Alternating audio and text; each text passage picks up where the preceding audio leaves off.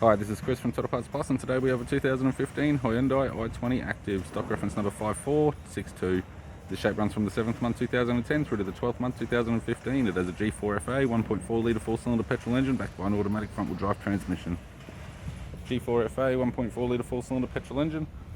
We have the left-hand headlight, left guard appears to have no damage, left power door mirror, faded paint on the top edge, left front 14-inch steel rim with a good tyre, left front door has one small dent, left rear door has no damage, left rear 14-inch steel rim with a good tyre, left hand tail light, tidy rear park sensor type bumper cover, tailgate appears to have no damage, right hand tail light, right rear 14-inch steel rim with a good tyre, driver side door trim, power window master switch, power fold type.